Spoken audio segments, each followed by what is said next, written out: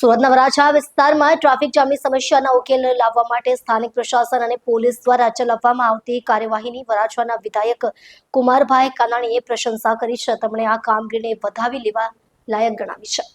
ટ્રાફિકની સમસ્યાથી વરાછાને રાહત આપવા બદલ ધારાસભ્યે પત્ર લખ્યો છે. તેમણે તેમના પત્રમાં એ પણ સૂચવ્યું છે કે આ કાર્યવાહી દરમિયાન કેટલાક સામાન્ય નાગરિકો, ખાસ કરીને જેઓ ઓટલા કે સાર્વજનિક જગ્યા પર બેસીને નાના મોટા ધંધા ચલાવે છે, તેમને હેરાનગતિનો સામનો કરવો પડે છે. વિધાયક કાનાણીએ આવી ફરજિયાત પરિસ્થિતિમાંથી બચવા માટે સંવેદનશીલતા અને માનવીય દ્રષ્ટિકોણની જરૂર પર ભાર મૂક્યો છે. પત્રમાં એ બાબત પણ ઉઠાવવામાં આવી છે કે પાલિકાના કર્મચારીઓ પરના દબાણને હટાવવા માટે કેટલાક લોકો માનવતાની દલીલ કરતા જોવા મળ્યા હતા. વિધાયકે જણાવ્યું છે કે કાર્યવાહી એટલી સખત અને એટલી નરમ પણ ન હોવી જોઈએ કે જેથી કોઈ પણ નાગરિકને ખોટી રીતે હેરાન કરવામાં આવે. તેમણે આ મુદ્દે સંતુલિત અને ન્યાયી અમલીકરણ જરૂરી ગણાવ્યું છે. ઉલ્લેખનીય છે કે વરાછા વિસ્તારમાં ટ્રાફિકના વ્યવસ્થિત નિયંત્રણ અને રસ્તાની અવ્યવસ્થા દૂર કરવા માટે પાલિકા અને પોલીસ દ્વારા સંયુક્ત કાર્યવાહી ચલાવવામાં આવી રહી છે.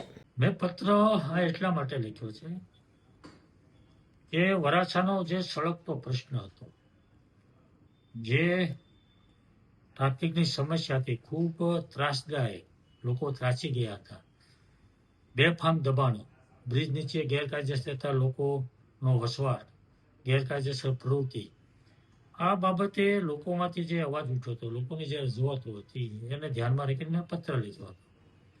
અને પત્રને ધ્યાનમાં રાખીને મ્યુનિસિપલ મેયર શ્રી દક્ષેશભાઈ માવાણી અને પોલીસ કમિશનર શ્રીએ રસ લઈ વિઝિટ કરી વરાછાની અને આ પ્રશ્ન હલ કરવા માટેની કામગીરી શરૂ કરી.